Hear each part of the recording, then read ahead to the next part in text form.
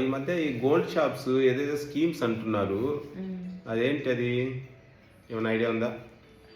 ఇప్పుడు మనం గోల్డ్ వెంటనే కొనాలనుకో, దానికి వేస్టేజ్ వేస్తారు కదా, ఆ డిజైన్ని బట్టి వేస్టేజ్ మనకి వస్తుంది. మినిమం 10% అయినా వేస్తున్నారు, మ్యాక్సిమం 24-28 వరకు కూడా వేస్తున్నారు.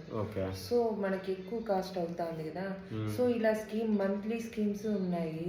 మంత్లీ ఫర్ ఎగ్జాంపుల్ 10,000 కట్టడము, 20,000 కట్టడము, వాళ్ళ రిక్వైర్మెంట్ బట్టి అలా కడతా వస్తా అంటే ఆ మంత్ మనం కట్టే రోజున ఎంతైతే అమౌంట్ ఉందో, అంటే గోల్డ్ ప్రైస్ ఎంతైతే ఉందో, మనం కట్టిన అమౌంట్ ఎంత గోల్డ్ వస్తుందో అది మనకి లాక్ చేసి పెడతారు.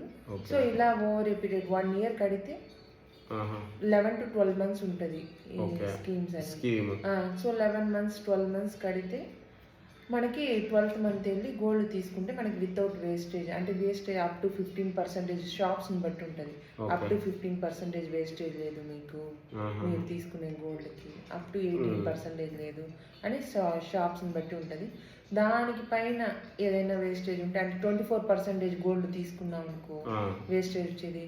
సో అప్ టు 18% లేదనుకో, రిమైనింగ్ 6% వేస్టేజ్ మాత్రమే కట్టాల్సి వస్తుంది. ఓకే, మళ్ళీ దాని మీద జిఎస్టీ నార్మలే.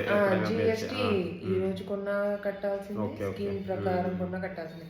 ఒకవేళ ఈ రోజు నీకు ఒక బై హ్యాండ్ 2 lakhs 3 lakhs ఉన్నింది అనుకో, నేను మంత్లీ కట్టలేను, ఇప్పుడు నా దగ్గర అమౌంట్ ఉంది కానీ నేను వేస్టేజ్ నాకు అనవసరం అనిపిస్తుంది, వేస్టేజ్ అంతా కట్టడం అనిపించింది అనుకో, తీసుకెళ్ళి వాళ్ళ దగ్గర ఎఫ్డి లాగా ఇచ్చేస్తే వాళ్ళు ఈ రోజు రేటుకి ఎంతైతే నీ 3 lakhs అమౌంట్కి ఎన్ని గ్రామ్స్ వస్తుందో అది లాక్ చేస్తారు.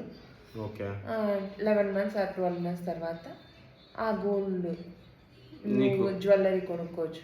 18% డిపెండింగ్ ఆన్ ద షాప్, ఎంతైతే పర్సంటేజ్ లేదన్నారో అంత పర్సంటేజ్ వేస్టేజ్ లేకుండా కొనుక్కోవచ్చు. అదే ఇది ఏంటంటే 1 year తర్వాత నాకు ఫిజికల్ గోల్డ్ రిక్వైర్మెంట్ ఉంది అని అనుకునే వాళ్ళకు, సపోజ్ ఈ రోజు నేను ETF లో పెట్టాను అనుకో, మళ్ళీ అయినా వేస్టేజ్ నేను బేర్ చేయాల్సిందే 1 year తర్వాత. సో అలాంటి వాళ్ళకు ఈ స్కీమ్ బెస్ట్. ఫిజికల్ గోల్డ్ కావాలా అనుకునే వాళ్ళకి ఇది స్కీమ్ బెస్ట్. ఓకే.